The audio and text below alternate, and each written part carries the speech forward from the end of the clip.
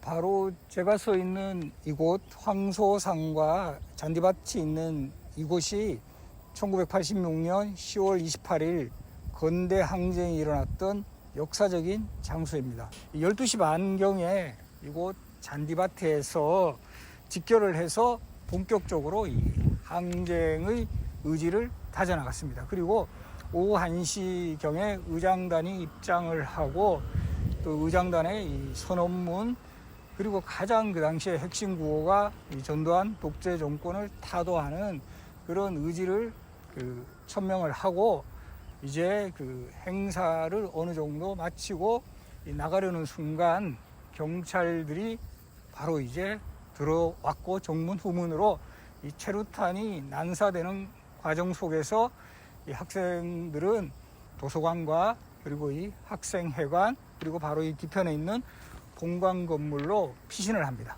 그리고 이 피신한 그 직후에는 바로 이 경찰의 포위망이 이어졌고 결국은 이 학생들은 여러 건물에 포위되는 그런 그 대치 상황을 맞이하게 됩니다. 예, 지금 바로 뒤로 보이는 우리 건국대학교 언어교육원 건물은 도서관으로 쓰이던 곳이었습니다. 일부 학생들이 바로 이 도서관으로 들어가서 이곳에서 본격적으로 이 농성을 시작하게 됩니다. 그리고 이 10월 29일 그 다음 날이죠. 이제 이영창 서울시경국장이 현장에 출동을 해서 이 농성에 참가한 학생들 전원 여행을 지시를 했고 이 학생들은 끝까지 저항할 것을 선언을 하면서 이제 반독재 애국학생 투쟁연합 끝까지 투쟁하자. 그리고 친미 군사독재 타도하자. 그리고 이 미제국주의 몰아내자 등의 구호를 외치면서 이 본격적인 농성에 돌입을 했습니다. 그리고 이 농성은 다음 날인 10월 30일에도 이어졌고 이 건국대의 상징인 황소에서 이름을 딴 황소 30이라는 이런 작전명으로 이 경찰에서 헬기까지 동원하면서 이 진압을 시도했고 마침내 이곳 도서관에 농성했던 학생들도 전원 연행을 당하게 됩니다.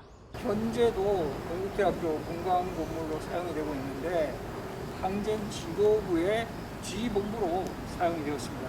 어떤 측면에서 보면 12.8 항쟁은 참여했던 학생들 전원이 연행되는 것으로 마무리되었지만 이때 추구했던 그 독재 타도의 그 정신은 이듬해인 1987년 호언철폐 독재 타도라는 민주화 운동으로 바로 이어졌고 본관 건물을 비롯해서 도서관이라든가 건대 학생회관 다 이 당시에 그 항쟁의 흔적이 남아있는 곳이기 때문에 건국대학교가 이런 민주주의의 아주 그 중심 역할을 했다라는 점이 더 많은 사람들에게 알려질 것으로 생각이 됩니다.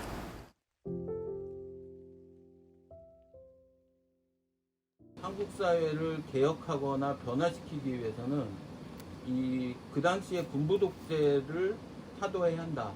이런 목표를 두고 만든 게 민중민주투쟁위원회, 민민투라고 흔히 불려지는 또 이제 미국이나 예속 그런 것들을 먼저 해결해야 된다. 그래서 그게 이제 자민투라고 해서 사실 반공개 조직으로 있었어요. 그래서 그 조직들 간에 따로 이제 이제 흔히 얘기는 시위도 따로 하고 막 이러다 보니까 이게 분산도 되고 그래서 그런 것을 하나로 좀 합쳐봐야 되겠다. 이래서는 안 되겠다. 그리고 시위 과정에서 경찰들하고 대적을 하면서 격한 행동들이 막 보여지니까 그게 언론에 나오거나 이러면 되게 안 좋았거든요.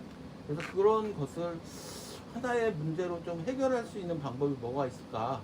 그래서 이제 이런 애학투를 만들어졌고 연대 결성식을 우리 건국대학교에서 한 거예요. 그래서 거기에 자연스럽게 우리 건대에 있는 사람들이 참여하게 됐고 준비하게 된 거죠. 전국적인 결성식을 우리 학교에서 한다고 했을 때는 당연히 경찰이 맡고 그리고 나서 이 결성식만 따로 하고 그다음에 해산이 될 줄 알았지. 이렇게 이제 뭐 막상 경찰들이 진입하고 이렇게 했을 때 그렇게 이렇게 우리가 다 건물 안으로 들어갔는데 가서 이렇게 우리가 농성이나 이런 걸 준비를 안 했기 때문에 경찰들이 계속 포위하는 것처럼 돼 있다 보니까 못 나간 거지. 이제 사회과학관이나 뭐 이렇게 각 건물로 어떻게 보면 경찰들을 피해서 피신해 가요. 그 당시에 다친 사람들이 좀 많이 있었고요.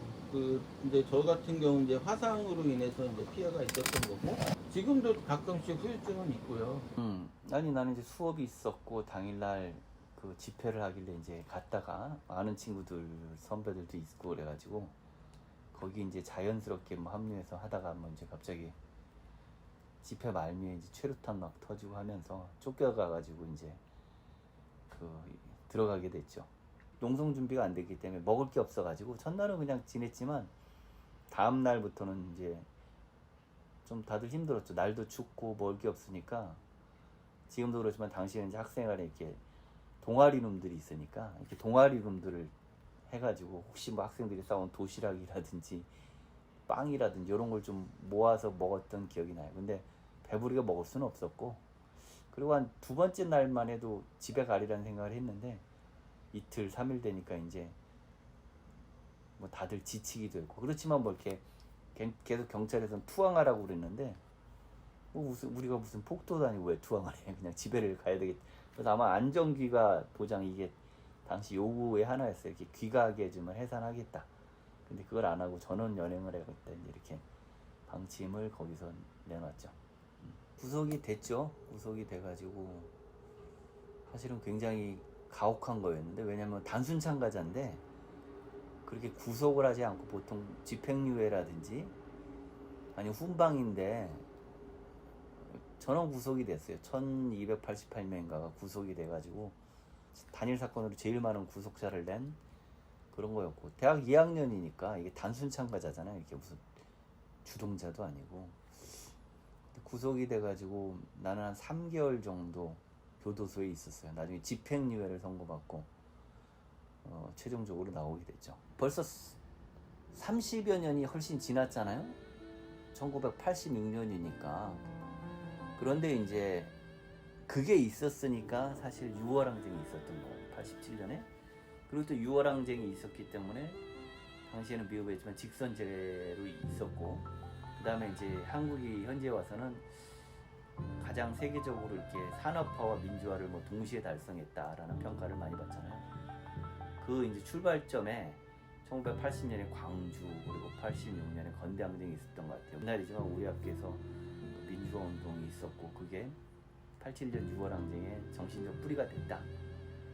그리고 이제 그 세대에 같이 했던 뭐 저 같은 사람들이 아직 남아 있으니까 또 그런 것들을 갖다 들을 기회도 있을 것 같고, 역사라는 것들이 그냥 과거에 지나간 게 아니라 현재 우리 정체성이나 문화에 또 영향을 미치는 현재적인 사건이니까 뭐 끊임없이 그걸 좀 이렇게 그냥 잊지 않고 기억해 주는 게 좋을 것 같다, 이 생각이 좀 듭니다.